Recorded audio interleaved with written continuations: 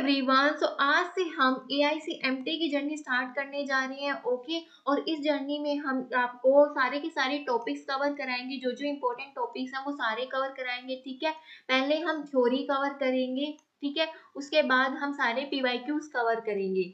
Clear? और इसका जो एग्जाम है वो ये मार्च के लास्ट में या अप्रैल की स्टार्टिंग में होने वाला है। ठीक है, तो हम सारा सिलेबस कवर नहीं कर सकते क्योंकि सारा सिलेबस कवर करने में हमें कम से कम 6 महीने लग जाते हैं। ठीक है, तो हमें जो भी इंपॉर्टेंट टॉपिक्स लगते हैं हम वो कवर करेंगे। ठीक है, उसकी थ्योरी कवर करेंगे, फिर उसके PYQs भी साथ के साथ कवर करेंगे। ठीक है, और PDF और कंटेंट के लिए आप हमारा Telegram channel learning track join कर सकते हो। उसका जो लिंक है वो अबाउट सेक्शन में है, आप वहां पर जाकर चेक कर सकते हो। Okay, and please subscribe our channel. ठीक है, ताकि अपकमिंग वीडियो आपके पास जल्दी से जल्दी मिल सके।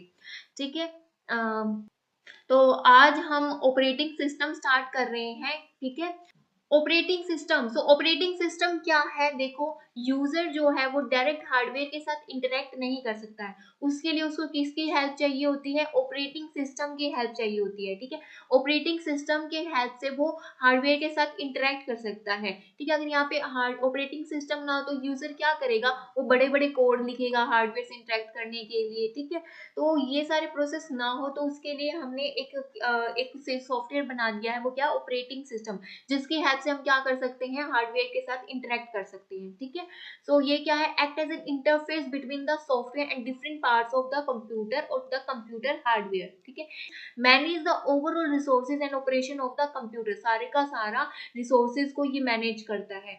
ऑपरेटिंग सिस्टम क्या है? एक ऐसा प्लेटफॉर्म है जो आपको सब कुछ प्रोवाइड करता है। ठीक है, सब कुछ प्रोवाइड करता है ऑपरेटिंग सिस्टम आपको। ठीक है, जैसे अगर आपको फाइल मैनेज करनी है वो मैनेज करके देखता है, डिवाइस मैनेज करता है, प्रोसेस को मैनेज करता है, प्रोसेस शेड्यूलिंग में जो होता है। ठीक है, सारी चीजें आपको मैनेज करके देता है ये। Clear? So example of operating systems क्या है? जैसे विंडोज है, लाइनेक्स है, मैकोस है, एंड्रॉयड है, iOS है, ये सारे क्या है? ऑपरेटिंग सिस्टम के एग्जांपल है। Okay, services of operating system. तो सर्विसेज कौन कौन सी होती हैं? जैसे यूजर इंटरफेस देता है ये। ठीक है, प्रोग्राम एग्जीक्यूशन हो जाता है इजी से, IO ऑपरेशन प्रोवाइड कराता है, लाइक हमें कोई भी इनपुट आउटपुट ऑपरेशन परफॉर्म करने हैं या फिर उस फाइल को हमें सेव करके रखना है, बाद में हमें परफॉर्म करने हैं, वो सारा क्या प्रोवाइड करता है? ऑपरेटिंग सिस्टम प्रोवाइड करता है। File system manipulation. File system manipulation मतलब कोई भी फाइल है उसमें हमें चेंजेस करने हैं। ठीक है, उसको हमें कहीं कॉपी करके रखना है। ठीक है, उसको हमें कोई फाइल है उसको हमें पेस्ट करना है या उसमें और भी कुछ उसमें हमें मॉडिफाई करना है। ठीक है, वो सब हम इसमें ऑपरेटिंग सिस्टम की हेल्प से करते हैं। फिर नेक्स्ट क्या है? कम्युनिकेशन। सो कम्युनिकेशन में क्या है? जैसे कि देखो, कोई वर्ड फाइल है। ठीक है, उसको हमें प्रिंट कराना है, तो उसको प्रिंट कराने के लिए तब हमें सिस्टम ड्राइवर से इंटरेक्ट करना पड़ेगा। ठीक है, तो इनके बीच में जो कम्युनिकेशन सेट करता है वो कौन सेट करता है? ऑपरेटिंग सिस्टम सेट करता है। ठीक है, error detection. So error detection भी क्या कौन प्रोवाइड करता है? ऑपरेटिंग सिस्टम प्रोवाइड करता है। रिसोर्स अलोकेशन, जो हम डेडलॉक में जाके करेंगे ना, रिसोर्स को अलोकेट करेंगे। ठीक है, सेफ मोड के लिए, है ना, कि जहाँ पे डेडलॉक करना हो, वो सारा कौन प्रोवाइड करता है? ऑपरेटिंग सिस्टम प्रोवाइड करता है। अकाउंटिंग सर्विसेज जो है ये ऑपरेटिंग सिस्टम प्रोवाइड करता है। अकाउंटिंग प्रोवाइड करता है, प्रोटेक्शन एंड सिक्योरिटी प्रोवाइड करता है। ठीक है, तो ये सारी की सारी सर्विसेज होती है। गोल्स इन ऑपरेटिंग सिस्टम क्या है? Convenience, efficiency, portability, reliability, scalability, robustness. तो अगर आपसे प्राइमरी गोल पूछा जाए और पूछा भी गया है कई एग्जाम्स में, तो आप क्या बोलोगे कि क्या है इसका प्राइमरी गोल? कन्वीनियंस है। ठीक है, और फिर क्या है? एफिशिएंसी। एफिशिएंसी का मतलब यहाँ पर क्या है? कि क्विक परफॉर्मेंस हो। ठीक है, मतलब कि कितने भी रिसोर्सेज लगे हो, ठीक है, कम से कम रिसोर्सेज में अच्छे से अच्छा आपको रिजल्ट मिल जाए। पोर्टेबिलिटी का मतलब क्या है? किसी भी बेसिक हार्डवेयर पर आप इसको रन कर सके, आप इस ऑपरेटिंग सिस्टम को इंस्टॉल कर सके। ओके, रिलायबिलिटी क्या है? ट्रस्टवर्दी होना चाहिए, रिलायबल होना चाहिए। ओके, स्केलेबिलिटी का मतलब क्या है? आप इसमें कुछ भी ऐड ऑन कर सकते हो, जैसे कि अगर आपको बाद में कोई भी फंक्शनैलिटी को इसमें ऐड ऑन करना है तो आप उसमें इसमें इजी से ऐड कर सकते हो। ठीक है, रबस्टनेस का मतलब क्या है? कोई भी अनएक्सपेक्टेड या अनएक्सपेक्टेड एरर हो, आप उसको आप इसमें सोल्व कर सकते हो उन एरर्स को। ठीक है, फिर क्या है? टाइप्स ऑफ ऑपरेटिंग सिस्टम है। सो बैच ऑपरेटिंग सिस्टम क्या होता है? तो बैच ऑपरेटिंग सिस्टम है, this type of operating system does not interact with the computer directly. तो इस तरह के जो ऑपरेटिंग सिस्टम है वो डायरेक्ट कंप्यूटर से इंटरेक्ट नहीं करते हैं। उनके बीच में क्या होता है, there is an operator which take similar jobs having the same requirement and group them into batches. तो यहाँ पर देखो डायग्राम से हम इसको करेंगे, जॉब 1, जॉब 2, जॉब n, ठीक है। यहाँ पर डिफरेंट टाइप्स की जॉब्स हैं। ये क्या करता है, यहाँ पर क्या होता है, ऑपरेटर,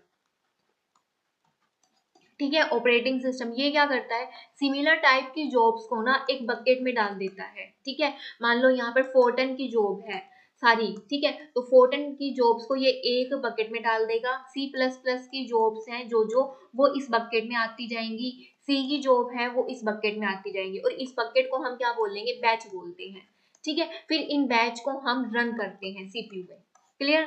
तो ये सारा काम होता है बैच ऑपरेटिंग सिस्टम में। तो जितनी भी यहाँ पर जॉब्स हैं सिमिलर टाइप्स की, उसके हम क्या बना देते हैं, बैच बना देते हैं यहाँ पर, ठीक है। फिल्टर हो जाते हैं वो सारे, फिर हम इनको रन करते हैं। तो ये सारा क्या है, बैच ऑपरेटिंग सिस्टम। देखिए यहाँ पर यही यहाँ पर कह रहा है कि there is an operator which takes similar job having the same requirement and group them into a batches. क्या करता है ऑपरेटर, सिमिलर टाइप की जॉब्स को बैच में बना देता है, ग्रुपिंग कर देता है, ठीक है। It is the responsibility of the operator to sort job with similar needs. किसकी रिस्पॉन्सिबिलिटी होती है, ऑपरेटर की। Batch operating system is designed to manage and execute large number of jobs efficiently by processing them in group, ठीक है। अब यहाँ पर देखते हैं इसके एडवांटेजेस क्या है। Multiple user can share the batch system, the idle time for the batch system is very less. Idle time कैसे मिलेगा, क्योंकि हमने तो पूरा बैच बना बना के जॉब्स डाली हुई हैं, ठीक है। It is easy to manage large work repeatedly in batch system, okay. So large work के लिए ये काफी एफिशिएंट रहता है। डिसएडवांटेजेस क्या है, CPU is not used efficiently. When the current process is doing IO, CPU is free and could be utilized by other process waiting. So इसमें क्या होता है, जैसे कि यहाँ पे बैच 1 है, ठीक है, अगर वो IO के लिए जा रहा है तो CPU क्या रहेगा, उस टाइम पे हमारा आइडल रहेगा, फ्री रहेगा, ठीक है। बल्कि ऐसा होना चाहिए कि, और जो यहाँ पे वेटिंग में यहाँ पे बैचेस लगे हुए हैं, प्रोसेस लगी हुई हैं, उनको रन होना चाहिए, ठीक है, तभी हम सीपीयू का यूटिलाइज कर सकते हैं। लेकिन वो इसमें नहीं होता है, ठीक है। ये इसके क्या है, डिसएडवांटेज है। The other job will have to wait for an unknown time if any job fails. So, कोई भी जॉब यहाँ पर फेल हो जाती है तो बहुत टाइम तक वेट करना पड़ता है, ठीक है। In batch operating system average response time increase as old process and process one by one. So batch operating system के एग्जांपल क्या है, जैसे पेरोल स्कीम हो गया, बैंक स्टेटमेंट्स हो गए, तो इन सब में हम बैच ऑपरेटिंग सिस्टम का यूज करते हैं। फिर नेक्स्ट क्या है, multi programming operating system. Multi programming का मतलब क्या, मोर देन वन प्रोग्राम, ठीक है, मोर देन वन प्रोग्राम। देखो, OS allow multi process to reside in memory. Multi programming operating system can be simply illustrated as more than one program is present in the main memory।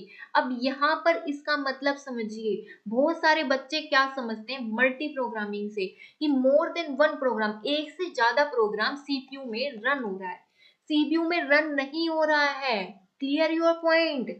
क्या कर रहा है, एक से ज्यादा programme जो है वो मेन मेमोरी में है, ठीक है, ओके। वो मेन मेमोरी में लोड है, वो रन नहीं हो रही है। रन तो एक टाइम पे एक ही प्रोसेस होगा, ओके, लेकिन बाकी के सारे जो प्रोसेस है ना वो मेन मेमोरी में लोड हो रही है, क्लियर। तो मल्टी प्रोग्रामिंग क्लियर क्या है, more than one program present in the main memory and any one of them can be kept in execution. So उसमें से कोई भी एक क्या है, एग्जीक्यूट हो रहा है, ठीक है। This is basically called for better utilization of resources, ठीक है। तो इससे हम क्या कर सकते हैं, सीपीयू का अच्छी तरीके से यूटिलाइज हो सकता है। देखिए जैसे कि ये है, जैसे कि सारे के सारे जो प्रोग्राम है यहाँ पे क्या है, मेन मेमोरी में ऑपरेटिंग सिस्टम, और ये सारी की सारी क्या है, यहाँ पे प्रोसेस है।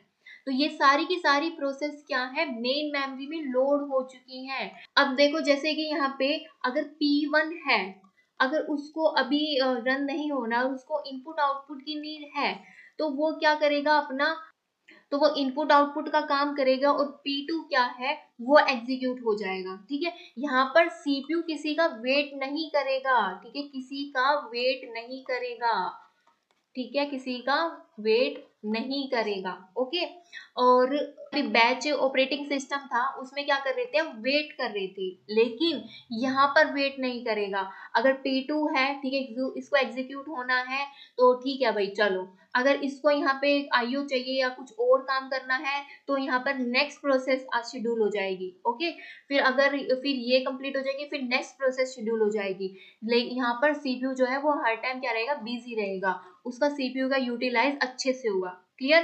तो ये क्या था, तो ये है मल्टी प्रोग्रामिंग। क्लियर? तो advantage of multi programming operating system क्या है, CPUs better utilize overall performance of the system improves, ठीक है, it help in reducing the response time, कम हो जाता है इसमें। क्लियर?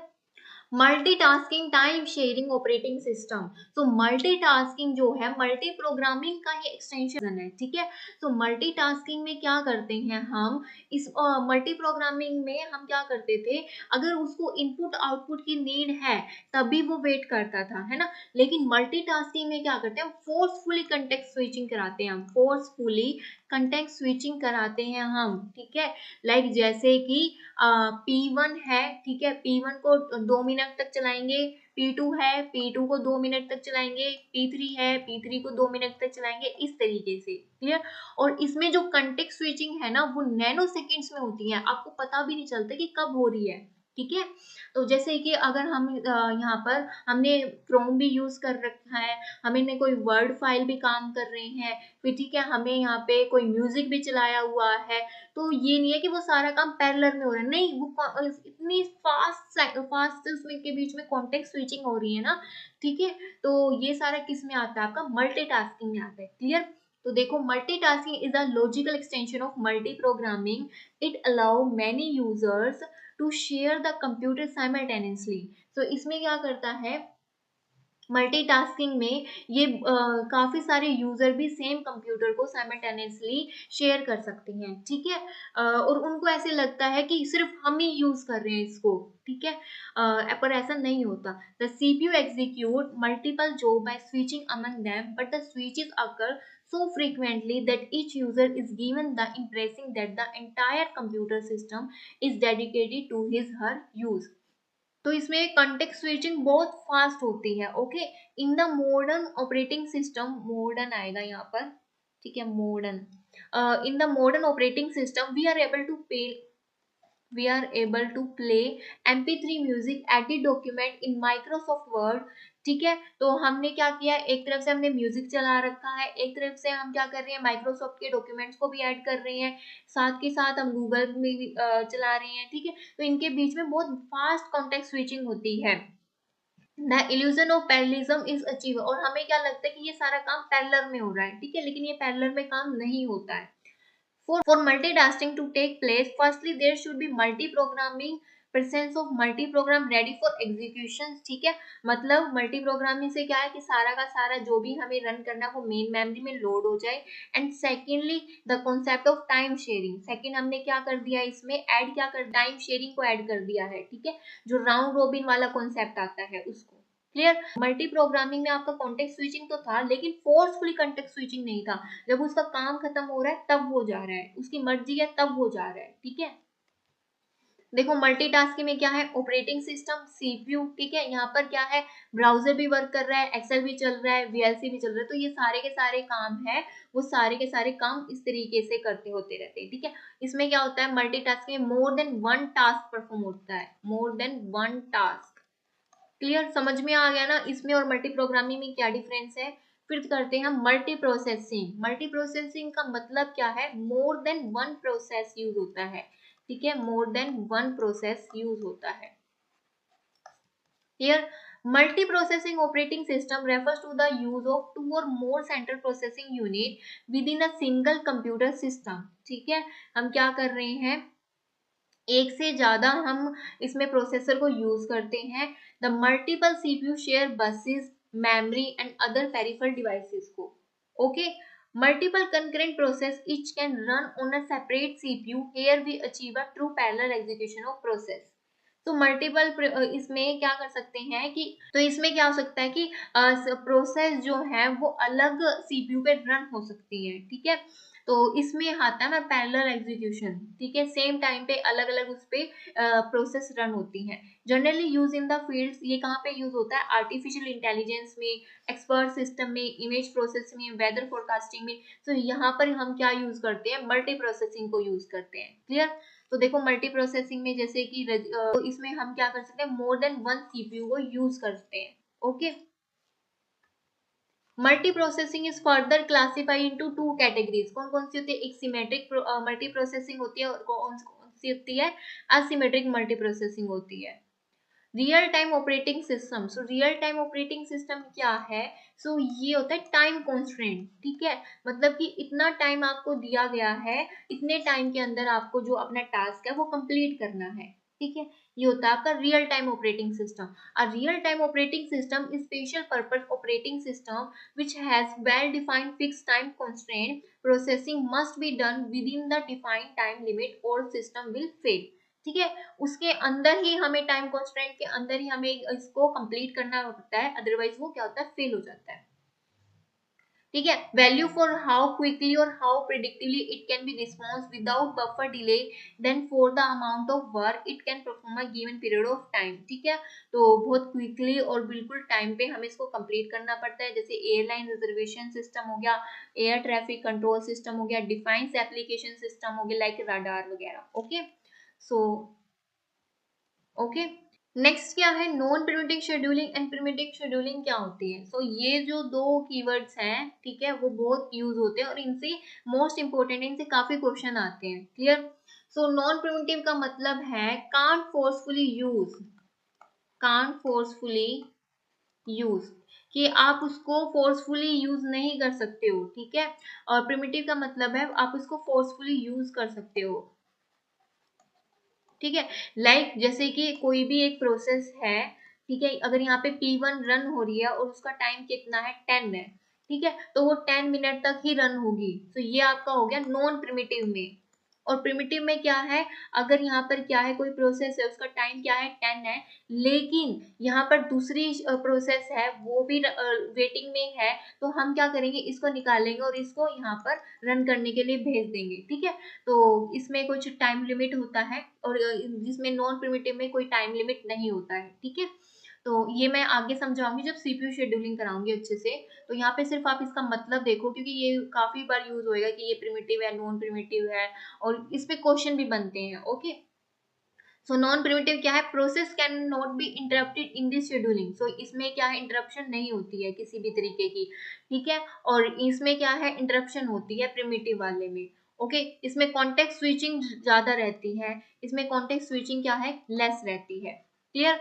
और इसका जो मेन है वो यहाँ से क्वेश्चन पूछे जाते हैं कि नॉन प्रिमिटिव में कौन कौन सी शेड्यूलिंग आती है एंड प्रिमिटिव में कौन कौन सी शेड्यूलिंग आती है। ये आपके SBI SO में पूछे गए थे।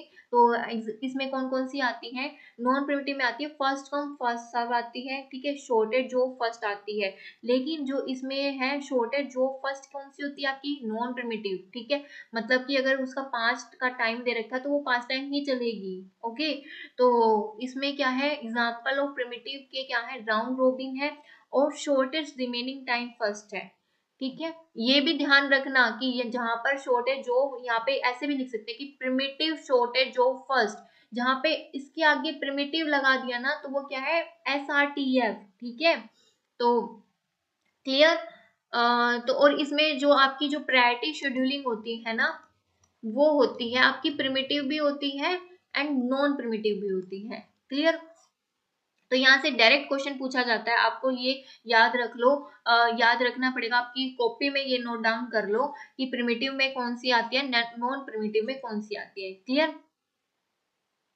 Okay, that's enough for today. कल से हम इसमें सीपीयू शेड्यूलिंग करेंगे, एक एक first come first serve, shortest job first, ठीक है, वो सारे के सारे जो भी क्वेश्चन वाले होते हैं, न्यूमेरिकल वाले होते हैं, वो सारे के सारे कवर करेंगे हम। ठीक है, okay, that's enough for today. Thank you for watching my video and please subscribe our channel.